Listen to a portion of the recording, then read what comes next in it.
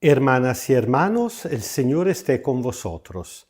Escuchamos ahora el texto del Evangelio de hoy, fiesta de San Lorenzo, diácono y mártir, según el rito ambrosiano.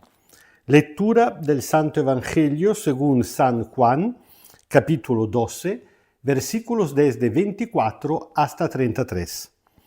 En aquel tiempo, el Señor Jesús dijo a sus discípulos: Les aseguro que si el grano de trigo que cae en la tierra no muere, queda solo, pero si muere, da mucho fruto. El que se apega a su vida la perderá. El que desprecia la vida en este mundo la conservará para la vida eterna. El que quiera servirme, que me siga, y donde yo esté, estará también mi servidor. Al que me sirva, el Padre lo honrará. Ahora mi alma está turbada, ¿y qué pediré? Padre, sálvame da esta hora, pero si precisamente para esta hora he venido. Padre, glorifica tu nombre. Entonces se oyó una voz del cielo: lo he glorificado ya y lo volveré a glorificar. La gente que estaba ahí, al oír la voz, creía que había sido un trueno. Otros decían: le ha hablado un ángel. Jesús les respondió: esta voz no ha venido por mí, sino por ustedes. Ahora llega el juicio de este mundo. Ahora el príncipe de este mundo será echado fuera. Y cuando yo sea elevado sobre la tierra, atraeré a todos hacia mí. Jesús decía esto para indicar de qué forma iba a morir. Palabra del Señor.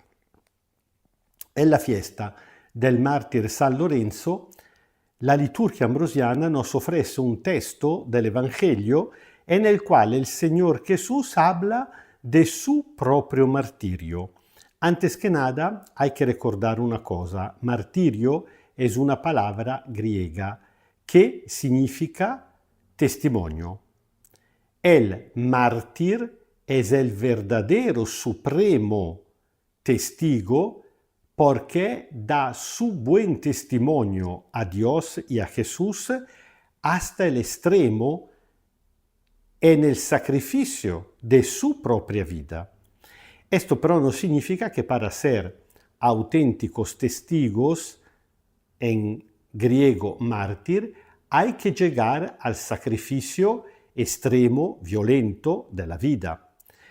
En la iglesia primitiva, a un rato terminaron las persecuciones y la iglesia, que hasta aquel momento había venerado a los mártires, a los que habían sido perseguidos, torturados, matados por la fe en Cristo, se dio cuenta la iglesia que habían unos auténticos testigos que ya no iban a morir, no habían muerto por un martirio cruel, por el simple hecho que habían terminado las persecuciones. Pero pensaban, si estuviéramos en una situación de persecución todavía, entonces estos serían mártires. Entonces empezaron a llamarlos confesores. Los confesores, evidentemente, no era la gente que pasaba mucho tiempo en el confesionario, sino los que confesaban, es decir, profesaban su fe de una forma tan heroica, tan verdadera, tan coherente, que en caso de persecución habrían sido seguramente mártires en el sentido más clásico. En este sentido, pues el martirio se puede cumplir con una muerte violenta en algunas situaciones, pero cuidado que incluso por los mártires que fueron matados, por ejemplo, crucificados con el mismo Jesús, o comido por las belvas, por las fieras, los animales, en Roma esto sobre todo pasaba, o de espada, de cualquier otra manera, incluso por ellos vale que el martirio no fue simplemente el del último momento de su muerte, sino que este momento coronó toda una vida que día por día, momento por momento, había sido un auténtico testimonio, es decir, un auténtico martirio. Bueno, nosotros en esta parte del mundo no estamos ya desde siglo sufriendo una persecución que lleva al martirio, pero en otras partes del mundo sí, y incluso en naciones que se dicen cristianas hay algunos hermanos y hermanas que, por ponerse al lado de los pobres, siguen siendo perseguidos e incluso matados al paradoje por parte de otros hermanos, pero habría que decir hermanos a la manera de Caín, que también se proclaman cristianos y tal vez de vez en cuando van a la misa y comulgan, pero que persiguen a los auténticos defensores de los pobres. Y tal vez a veces incluso lo acusan de ideología de comunismo, eso porque la ignorancia total, cuando se esposa con la bestialidad del egoísmo humano, produce algo tremendo. Incluso hay cristianos que matan a otros cristianos. Pienso un caso que ya es paradigmático porque ha sido canonizado a Monseñor Romero en El Salvador, pero podemos pensar a Monseñor Angelelli en Argentina, a Monseñor Gerardi en Guatemala, y Dios solo sabe cuántos otros entre no solamente sacerdotes, sino sobre todo laicos, han sido matados y por eso son mártires por manos no de gente de otra religión, no de ateos, sino de sus propios hermanos. Bueno, a gente que conoce perfectamente el peligro de ser matados, Jesús se dirige explicándole cómo, contrariamente a la lógica humana, por la cual el martirio sería un fracaso, el martirio en la lógica del reino de Dios es el triunfo total. Jesús sabe perfectamente que a él mismo falta poco. Jesús pronuncia estas palabras dentro del templo de Jerusalén, después de su entrada triunfal, después de todo el alboroto que pasó y que ya sabemos, y estamos casi al final del capítulo 12 del Evangelio de San Juan. Nosotros sabemos que desde el comienzo del capítulo 13, el evangelista pasa a hablarnos de la última cena, del gran discurso de despedida del Señor Jesús. Y ahí ya estamos en la última etapa, la hora colache grande, como dice Jesús. Es decir, los días de su pasión, muerte y resurrección. Así que estas palabras son la última que Jesús proclama antes que empiece su propio martirio. Jesús está muy preocupado que los suyos se queden totalmente escandalizados, es decir, que no entienden nada, que confundan su muerte en la cruz como un fracaso total, peor aún, como un castigo por parte de Dios, y con una parábola muy sencilla, la parábola del trigo, de la semilla de trigo, explica que morir es para renacer, que cuando uno muere, como dice Jesús, el grano de trigo que cae en la tierra va a producir fruto. Si esta muerte es una muerte por entrega de la vida al servicio del reino de Dios, que concretamente significa en el seguimiento del Señor Jesús.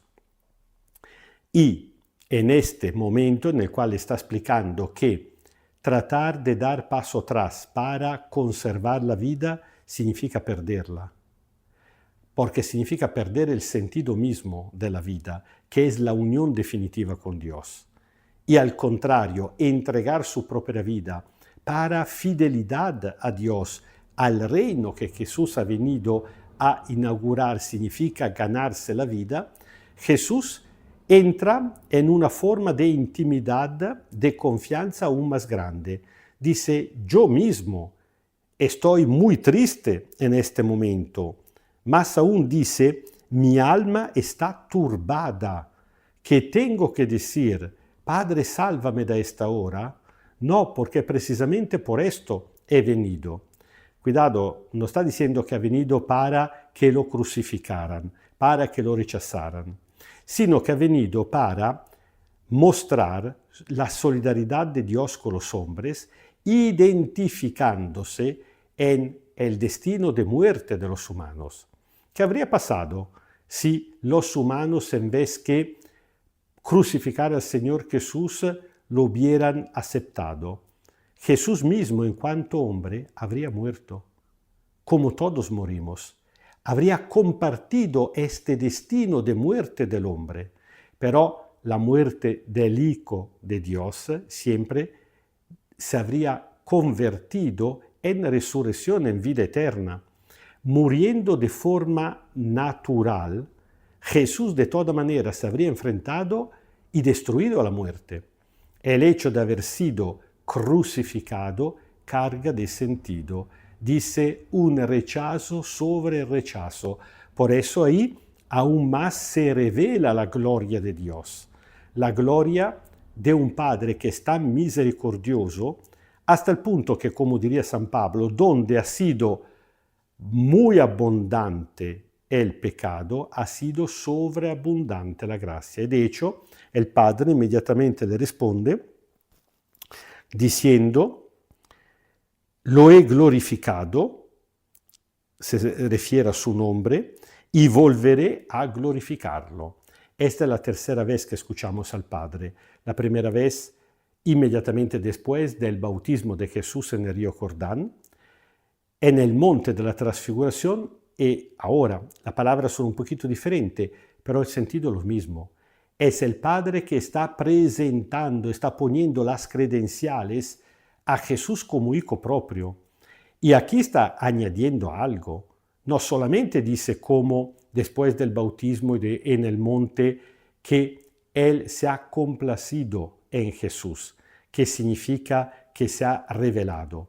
Ahora dice que en Él ha glorificado su propio nombre del Padre y volverá a glorificarlo cuando y como, precisamente en la muerte.